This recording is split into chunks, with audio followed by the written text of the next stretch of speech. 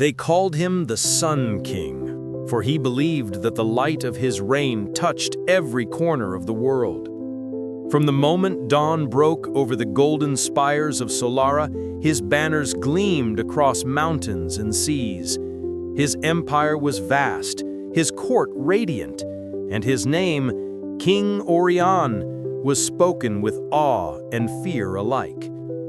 But like all suns, his brilliance carried the promise of its own extinction. In his youth, Orion was a visionary. He united warring kingdoms, turned deserts into gardens, and filled his cities with marble towers that reached for the heavens. Scholars wrote that his rule was ordained by the gods. But the more his power grew, the more he mistook devotion for destiny. When his council warned of famine in the east, he dismissed them. When the soldiers begged for rest, he demanded another conquest. "The sun does not pause," he would say. "It only rises." But even the brightest sun casts shadows. Among his closest advisors was Lord Varon, once a friend, now a ghost of loyalty. Varon had served Orion since their youth, when both men dreamed of a just and enlightened world. Yet over the years, he watched his king change. Mercy replaced by vanity, wisdom by command. Varon's heart broke as Orion's pride grew into something monstrous. When the great drought came, it began as a whisper. Rivers thinned, fields cracked, and the people murmured that the gods had turned away. Still, the king ordered the construction of a colossal mirror tower, a monument of pure gold that would reflect his image across the empire. "Let them see their sun," he declared. The tower consumed the last of the kingdom's resources. It was then that betrayal was born. Varon gathered a small circle of loyalists, not to seize power, but to save what remained of the realm. They plotted to steal the royal seal, issue orders to open the granaries, and restore balance before famine devoured the land. But word of their plan reached the palace through whispers and spies. On the night of the harvest moon, the Sun King summoned Varon to his chamber. "You would steal from your king?" Orion's voice trembled with fury. "I would save your people, but you no longer see them." The Sun King's wrath was swift. Varon was executed at dawn, his ashes scattered beneath the golden tower he had once helped build. But the rebellion did not die with him. Across the empire, cities rose in protest. The armies that once marched under the sun banner now turned against it. When the tower finally collapsed, its mirrored walls melting in flame, the reflection of the Sun King shattered into 1,000 dying sparks. Orion fled his palace, wandering through the ashes of his own glory. They say he died alone in the ruins of his mirror, staring at the fading light of dusk. And so, the empire of Solara fell, not with the roar of enemies, but with the quiet sigh of a king who mistook himself for the sun. For in the end, it was not his people who betrayed him, it was his pride. Long before our world was mapped and measured, there were cities whose names once echoed through the ages: Asterion, Valis, Corin, and Eleneth. They were built with dreams of eternity, carved from marble, iron, and faith. Now, only the wind remembers them. Their ruins lie buried beneath dunes, jungles, and oceans, silent witnesses to the arrogance of humankind. The city of Asterion was the first to fall. Perched upon a hill of white stone, its towers glittered like a crown beneath the sun. Its people believed themselves chosen by the heavens, destined never to die. They built temples higher than mountains and statues taller than kings. But pride has a weight that even marble cannot bear. One night, the ground trembled, the sea roared, And by dawn, Asterion was gone, swallowed by the earth it had defied. Travelers who pass through its ruins say they still hear faint hymns rising from beneath the ground, as if the city prays for forgiveness even in death. To the north lay Valis, the city of mirrors. Its walls were lined with polished metal, so every street reflected the sky. The people of Valis worshipped beauty above all things. Their scholars studied the art of perfection. Their rulers banished deformity and flaw. Over time, even their hearts turned to glass, cold, sharp, and empty. When a plague swept through their land, they refused to touch the sick, fearing their own reflections would be marred. The dead piled higher than the walls, and the mirrors darkened with soot. Today, the ruins of Valis still shimmer faintly at sunset, reflecting nothing but dust. Far across the deserts rose Corin, the city of flame. It was built upon rivers of oil and stone, and its people mastered the art of fire. They forged weapons that could cut through iron, and engines that roared like thunder. For a time, Corin ruled the world through fear. But fire does not serve, it devours. When war broke out among its rulers, their own forges became their tombs. For 7 days and nights, the city burned so fiercely that even the stars seemed to fade. The desert still smokes where Corin once stood, and the sand glows faintly red beneath the moon. And then there was Eleneth, the last and quietest fall. It was said to be a city of knowledge, where every home held a library, and even the poorest could read the language of the stars. But wisdom, like gold, breeds envy. When the kings of the outer lands demanded Eleneth share its secrets, the scholars refused. Armies came, fire followed, and the great archives burned. Centuries of learning turned to ash.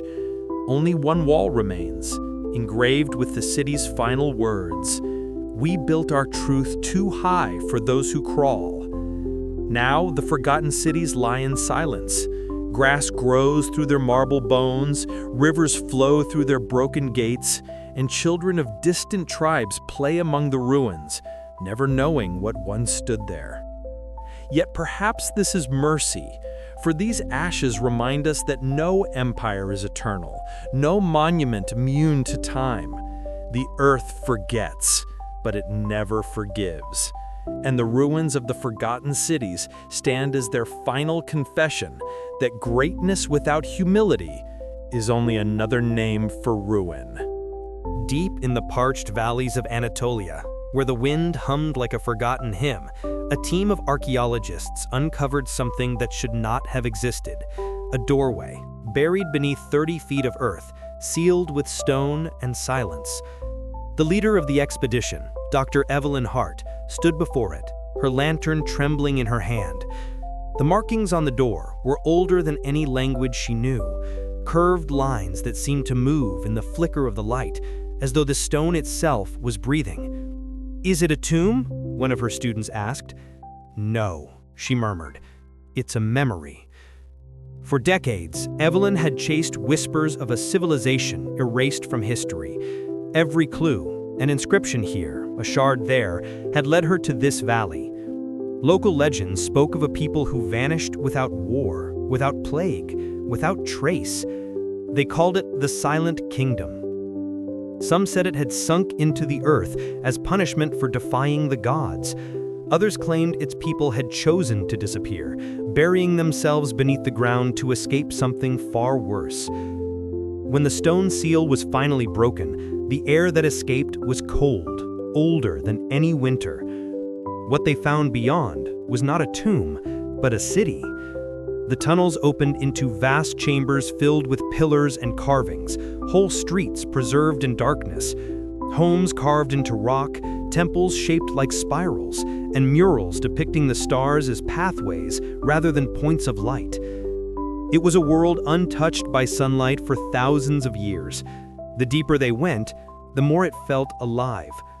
Their footsteps echoed not like sound, but like replies. In the central chamber stood a monolith of obsidian, its surface smooth as glass. At its base, an inscription, translated weeks later, read, "We built beneath so that the sky might forget us." Evelyn's team unearthed relics, pottery, tools, fragments of scripts, but what puzzled them most were the bones. They found no signs of violence, no mass graves, no disease. The people had simply lain down, in neat rows, hands clasped as if in prayer, facing the same direction, the monolith, as if they had waited for something, or offered themselves to it. One night, as the wind howled through the excavation site, Evelyn descended alone. The lights flickered as she passed the monolith. In its black reflection, she thought she saw movement, not behind her, but beneath the stone. The carvings on the walls pulsed faintly, as though the stone itself was breathing. She placed her hand on the surface, and for a moment, she swore she felt a heartbeat. By morning, the team found her notes scattered, and the chamber cold as ice. On her last page, written in hurried script, were only 4 words: "It remembers too much." The site was sealed soon after, officially deemed unstable. But those who worked there still dream of the voices, soft, rhythmic, echoing from below the ground, like the earth breathing in its sleep. Long before the ink of history dried, the world was written in whispers. Myths were not just stories, they were the pulse of entire civilizations. In every firelit village, every temple shadowed by mountains, people told tales of gods who walked among men, of heroes who wrestled thunder, of kingdoms lost to pride and storms. Yet, centuries later, archaeologists and historians began to wonder, what if those legends were not inventions of imagination, but memories, distorted by time and half-remembered by those who survived? It was this question that brought Professor Adrian Vale to the ruins of Thalaris, a city once dismissed as a myth, said to have vanished in one night of fire. He had spent 20 years chasing fragments of that legend, a broken tablet in Mesopotamia, a sailor's journal from ancient Crete, and a fragment of song carved into a temple wall in India. Each told the same story, of a city so advanced, so radiant, that it angered the heavens themselves. When his team finally unearthed the first stone foundations deep beneath a salt plain, the world changed. The carvings on the walls matched the myths perfectly. Spiral motifs, the symbol of the sun swallowed by the sea, and depictions of winged beings descending from the sky. The scientists called it coincidence. Adrian called it proof. But proof, as history teaches, is never simple. Among the artifacts was a strange crystalline disc etched with both cuneiform and an unknown script. When exposed to light, it refracted images that seemed to move, scenes of cities burning, towers collapsing, and ships rising on waves of flame. The disc became known as the Eye of Thalaris. Some claimed it was an early form of storytelling, a symbolic warning against arrogance. Others, including Adrian, believed it was a record, an actual memory preserved by a civilization far older than any known. As his discovery spread, scholars divided. The world wanted certainty, not mystery. Governments argued over ownership, religions declared heresy, and museums fought for fragments. The line between legend and fact blurred until no one could tell which side they stood on. One night, in the quiet of his tent, Adrian recorded his final entry. "History is not truth. It is the shadow cast by memory. Every myth began as someone's reality, and every reality fades into myth. What we call fiction may simply be the parts of truth that time could not explain." Weeks later, a sandstorm buried the excavation site entirely. Adrian and his team were never found. When the winds cleared, all that remained was a small piece of the crystalline disc, half buried and glimmering faintly beneath the sun. Centuries from now, perhaps someone else will find it, and they too will wonder if it tells a story or records a past long erased. For that is the nature of history. Every legend waits, patient and proud, to be rediscovered, and when it is, truth will wear the face of myth once more, proving that the line between the two was never a line at all, just a circle spinning endlessly through time. Long after empires crumble into dust, their echoes linger, in the stones beneath our feet, in the words we speak, in the dreams we inherit without knowing. We like to believe we are free of the past, but the truth is simpler and far more haunting. The empire never truly dies. It only sleeps, waiting for us to remember its name. Centuries ago, the empire of Lumeris ruled half the known world. Its banners flew over mountains and oceans, its laws carved into the very bones of civilization. The Lumerians believed their empire would last forever, for they saw themselves not as conquerors, but as custodians of order. They built cities of marble and glass, temples aligned with the stars, and libraries where scholars wrote endlessly about their own perfection. Then, as with all things that rise too high, the fall came quietly.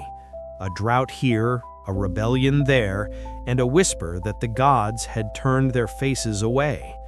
Within 2 generations, the empire was gone. Its palaces filled with sand, its statues broken, its language forgotten. Or so the world believed. In truth, the empire never vanished, it simply changed shape. In a museum thousands of years later, a young historian named Mara stood before a cracked mosaic discovered beneath the ruins of a modern city. Its colors were faded, its images fractured, yet something about the pattern seemed familiar. She traced the design with her fingertips. A circle within a circle, the ancient symbol of Lumeris. Beneath it, faint letters read, "The order sleeps beneath your steps." That night, she couldn't sleep. The more she studied the artifact, the more she began to see the empire's shadow everywhere. Its architecture mirrored in modern buildings, its philosophies echoed in political speeches, even its laws reborn under new names. The Lumerians had dreamed of immortality, and perhaps, in a way, they had achieved it. Not through blood or conquest, but through the quiet infection of ideas. She began to write. Her notes turned into a manuscript, her manuscript into a revelation, that every civilization carries the memory of another within it. What we call progress, she argued, is often the resurrection of forgotten empires, painted in new colors. Our calendars, our alphabets, our beliefs, they are all ghosts wearing modern masks. When her work was published, it sparked both outrage and wonder. Some called her a visionary, others a heretic. But Mara cared little for fame. She returned to the ruins where the mosaic was found and sat beneath the open sky, feeling the wind move through the stones. She whispered to the earth, "You never died, did you?"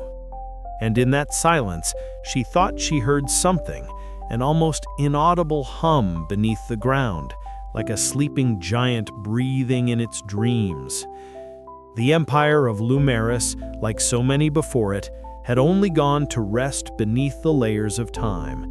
Its spirit lived on, in the way cities rose and fell, in the hunger for power disguised as progress, in the endless belief that this time our civilization will be the one to last forever. But history smiles at such promises. For the empire sleeps, yes, but it never dies. It only waits for us to build its walls again.